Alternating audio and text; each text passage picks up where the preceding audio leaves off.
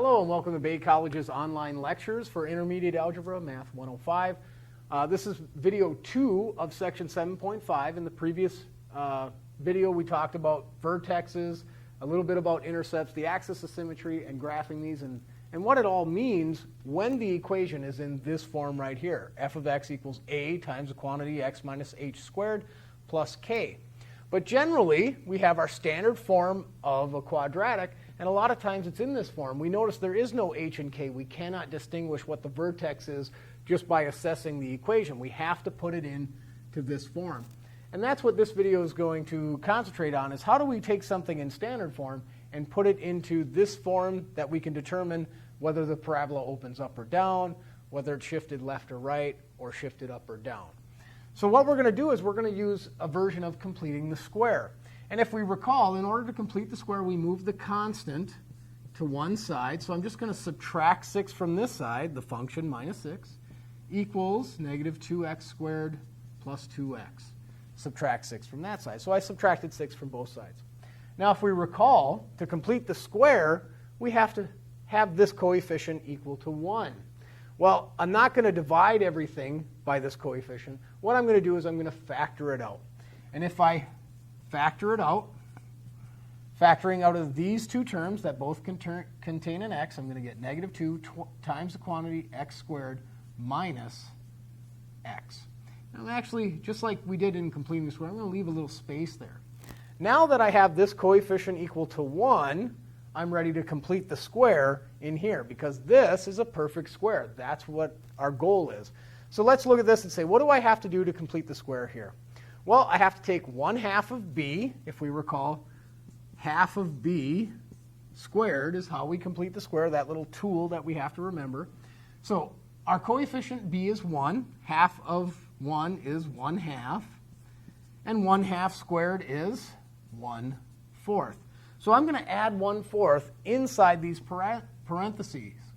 Now this is where it starts to differ from normal completing the square. We added 1/4 to this side, but it's in these parentheses. We have to multiply it by negative 2. So let's do that. Negative 2 times 1/4. We're going to do a little bit of mental math.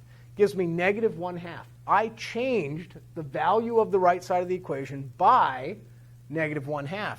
Which means I have to change this side by negative 1/2. So by adding this 1/4, I actually changed it by negative 2 of those, because it's in parentheses. So negative 2 of 1/4 is negative 1/2. What I do to this side, I have to do to that side. That property of equality has to be maintained.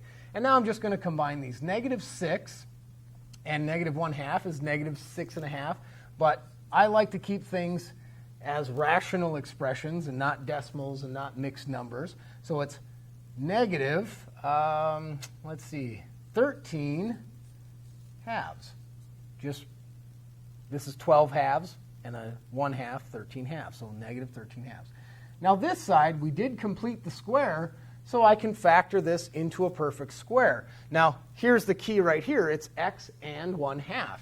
So x plus 1/2. All right, so now that we have that, we can get f of x all by itself. Just move this constant over. F of x equals negative 2 times the quantity x plus 1/2 squared minus 13 halves. And now that we have that, we can go ahead and determine everything we need to know. Let's see. I want to make sure I got this right here. So we added 1/4, and when we factor that, oh, guess what? That should be a negative. Don't make a sign error, right? Because when we factor this, my b value was a negative 1, so I forgot to put in my little negative there. But when I squared it, I get 1/4. So I have to have that negative. And there it is. So I caught my sign error before it was too late, but if I went to graph it, I'd see, hey, something's not working out here, and it wouldn't be what I needed it to be. So always check your work. Make sure you don't make those sign errors. We're all guilty of it, even your instructors. All right, so now that we have this, let's go over here and see. It is in this form, so what can we do with it? Well, here it is in that form, and I had the right sign there, So f of x equals negative 2 times the quantity x minus 1/2 squared plus 13 halves. Well, now that it's in this form, we can determine what the vertex is. The vertex is the opposite of this, so negative 1/2 is 1/2. Here, k is 13 halves. So we found the vertex simply by looking at the h and k value. And we remember h is always the opposite of what we see in those parentheses. Can we find more information, such as the y-intercept? Well, the y-intercept is found when x equals 0. So let's plug in 0 here. 0 minus 1/2 is negative 1/2. Negative 1/2 squared is positive 1/4. Negative 2 times 1/4 is negative 1/2. Negative 1/2 plus 13 halves would be 12 halves, which is 6. So when x is 0, y is 6. We just found the y-intercept when x is 0. Now, let's back up for a moment here. Let's go back to this.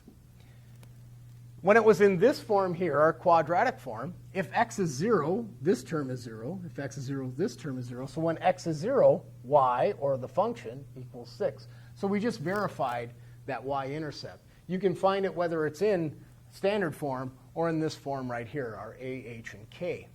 Well, let's find the x-intercepts. How do we find the x-intercepts? Well, we can find it using this, setting this equal to 0. Let's do it that way. We'll say, okay, negative 2 times the quantity x minus 1/2 squared plus 13 halves equals 0. We want to find the x-intercept, so we set y, or the function, equal to 0. And here I can subtract 13 halves from both sides. And then I can divide by a negative 2.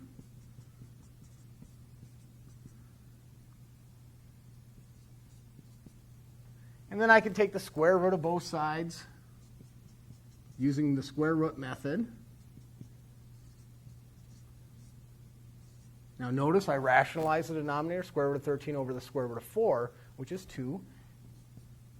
And then I'm adding 1/2 to both sides. All right, that's not a pretty intercept because it's not a nice integer, but it is a rational number. Well, actually irrational because it's square root of 13. But it is something that's real that we could find on there. So I am going to find two x-intercepts, and these are the values. If I wanted to write it out, I could say, well, x is 1/2 plus the square root of 13 over 2 when y is 0, and x is 1/2 minus the square root of 13 over 2 when y is 0. So there's two x-intercepts that can happen. Now let's take all this information and put it on here. One thing I forgot is let's determine the axis of symmetry, something we talked about in the last video. Well, the axis of symmetry is always x equals the h value. In this case, it's 1/2. So now let's take this information and actually do the graph.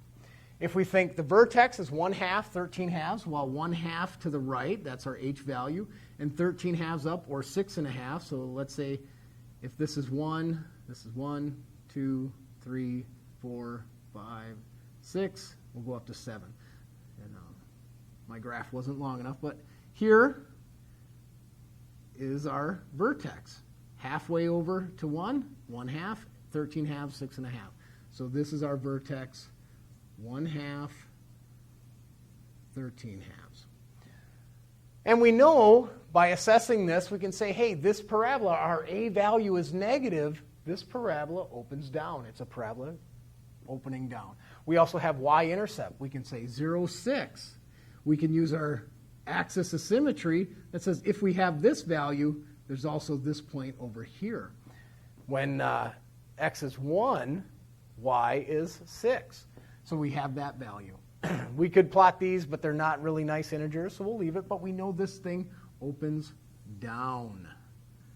So there's our parabola, and it's symmetric with the axis of symmetry, and we have all the information we need. Now we're going to ask the question, is this a minimum or a maximum, and what is that maximum value? What is the highest or lowest point of this graph? Well, if we look at this, the lowest point, it continues on to infinity, but the highest point, our vertex, is right here. So it is a maximum, a highest point. And that maximum is the k value of 13 halves, or 6.5. So we've able to determine all that when it's in this form. We can just assess it. Here's my h and k, and we can find y-intercepts. We can find x-intercepts using the square root method. And then we can put all that information together using the axis of symmetry, and we can find everything we need with just a matter of essentially 1 or 2 points. We can find everything.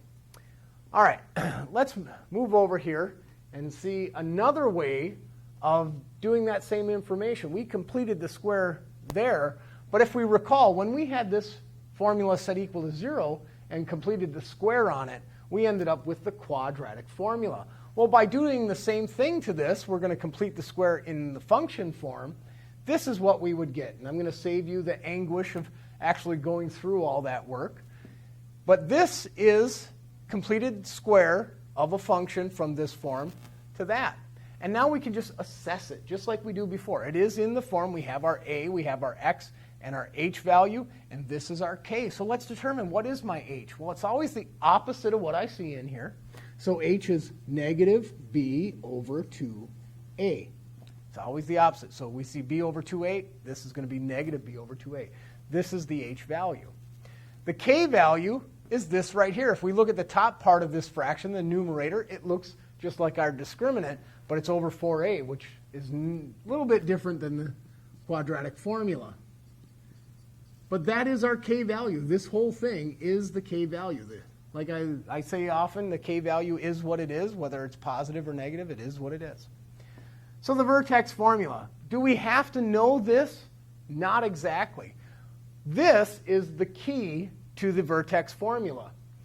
If we know negative b over 2a is the x value of the vertex, the h value, if we know an x value, all we have to do is plug it in to find k. That's a little bit easier than using this formula, using a and b and c to figure that out. All we have to do is evaluate the function at that value of x, our h value. So if you can memorize this right here, that is the vertex formula. Take that value, plug it into the function, and now you have k, h and k. So we're going to look at the same example we saw before that we completed the square on, but we're actually going to use a vertex formula and see this is a much more efficient way to do this. So let's find the h value of our vertex. Well, we're going to use our formula, negative b over 2a. Well, negative b over 2a, that's my negative b, that's 2 times a. And if we simplify that, we get 1/2, right? A negative over negative is positive. 2 over 4 reduces to 1/2. And our k value, well, we can find that by evaluating the function at this value. Plug it in. So negative 2 times 1/2 squared plus 2 times 1/2 plus 6, and I'm just going to take a shortcut right now and write it as 12 halves, because I see all these denominators of 2. So 1/2 squared is 2, or excuse me, 1/2 squared is 1/4 times negative 2 is negative 1/2. 2 times 1/2 is 1 plus 12 halves. So if we simplify this, 12 halves minus a half is 11 halves plus 1, which is 2 halves. No matter which way you add it together, you're going to get 13 halves. So we found the h value. We plugged it into the equation to find the k value. And there it is. So we know our vertex, h, k, 1/2, 13 halves. We found the vertex.